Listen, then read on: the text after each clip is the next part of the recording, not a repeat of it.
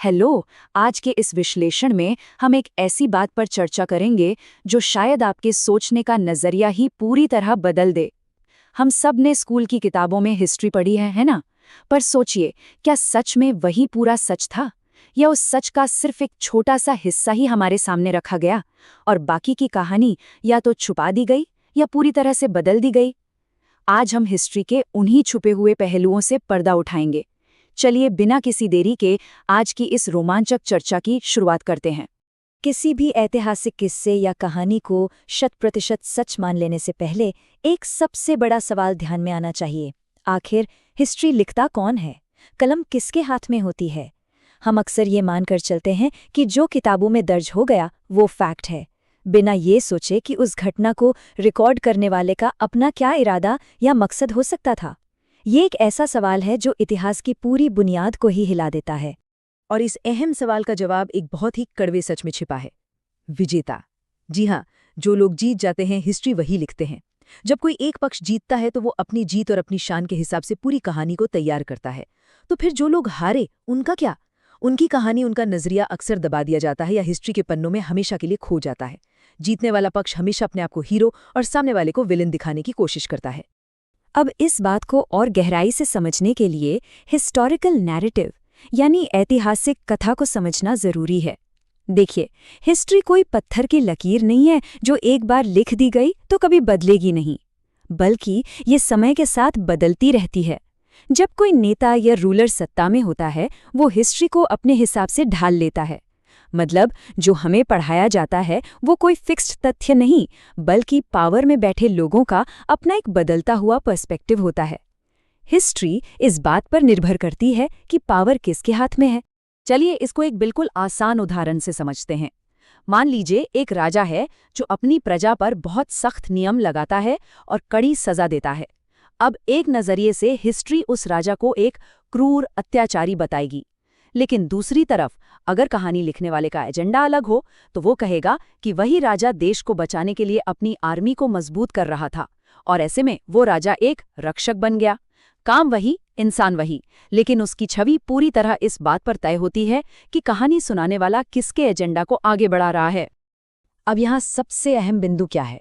जब ऐसी मैनिपुलेट की गई कहानियों को सालों साल तक दोहराया जाता है तो एक बड़ा बदलाव आता है। ये बदली हुई कहानी धीरे धीरे समाज के लिए एक आम सच बन जाती है। एक ही बात को जब कई पीढ़ियां पढ़ती हैं तो वही अल्टीमेट ट्रूथ मान लिया जाता है। सच को तोड़ना, मरोड़ना और नए तरीके से पेश करना हिस्ट्री का एक बहुत पुराना खेल रहा है, जो किसी झूठ को भी आसानी से सच का रूप दे सकता है। चलिए अब इसे कुछ रियल ऐतिहासिक उदाहरणों से देखते हैं। भाग 1, दी अशोका पैराडॉक्स, महानता के पीछे का सच। देखते हैं कि एक ही व्यक्ति के दो बिल्कुल अलग पहलू कैसे होते हैं। अशोका को सदियों से अशोका द ग्रेट यानी महान का दर्जा दिया गया है। उन्हें दुनिया भर में एक शांतिप्रिय शासक के रूप में याद किया जाता है, लेकिन क्या हमें पूरी तस्वीर दिखाई जाती है? उनकी कथा का एक दूसरा अंधेरा पहलू भी है, कलिंगा का युद्ध। उस युद्ध में होने वाली भयंकर हिंसा, हजारों मौत और तबाही की सच्चाई को अक्सर कम आंका जाता है। ऐसा इसलिए किया जाता है ताकि एक पूरी तरह से पीसफुल किंग की इमेज हिस्ट्री में फिट बैठ सके। ये सच है कि उन्होंने बाद में शांति चुनी, पर कलिंगा की बर्बादी को नजरअंदाज करना ये बताता है कि सच पूरा नहीं था। एक और काफी प्रोमिनेंट एग्जाम्पल देखते हैं हमारे सोर्स मटेरियल से। भाग 2, दी अकबर पर्सपेक्टिव। यहाँ हम देखेंगे कि कैसे सिर्फ सबसे बेहतर रूप ही इतिहास में दर्ज किया जाता है। इतिहास में एक तरफ महान अकबर की छवि है, उन्हें एक बहुत ही टॉलरेंट और मजबूत नेता के रूप में बताया जाता है। लेकिन इस चमकती छवि के ठीक पीछे कुछ ऐसी बातें हैं जिन्हें अक्सर हाईलाइट नहीं किया जाता। उनके कंट्रोवर्शियल डिसीजंस और वास्तविकता। ऐसा तो हो ही नहीं सकता ना कि किसी शासक की जिंदगी में सब कुछ पूरी तरह से परफेक्ट रहा हो, परंतु हिस्ट्री रिकॉर्ड करने वालों ने सिर्फ उनके सबसे बेहतरीन वर्जन को ही जगह दी और उन कमियों को दरकिनार कर दिया जो उनकी उस महान छवि पर सवाल खड़े कर सकती थी। तो इन दोनों उदाहरणों से एक सबसे बड़ा पैटर्न बिल्कुल क्लियर हो जाता है। कोई भी शासक, नेता या इंसान ना तो 100% हीरो होता है और ना ही 100% विलन। हर किसी में खूबियां और कमियां दोनों होती हैं। लेकिन जब हिस्टोरिकल रिकॉर्ड्स बनाए जाते हैं ना, तो उन्हें आमतौर पर किसी एक एक्सट्रीम पर धकेल दिया जाता है, या तो एकदम महान या एकदम बुरा। जो बीच की वास्तविकता है वो कहीं गायब हो जाती है। अब जो पहलू आगे आने वाला है वो बहुत ही दिलचस्प होने के साथ साथ परेशान करने वाला भी है। भाग 3, इरेजर, हिस्ट्री को पूरी तरह मिटा देना। इस विश्लेषण का सबसे चौंकाने वाला हिस्सा सिर्फ तथ्यों को मोड़ना नहीं है, बल्कि हिस्ट्री का सबसे अंधेरा रूप है। इरेजर यानी मिटा देना।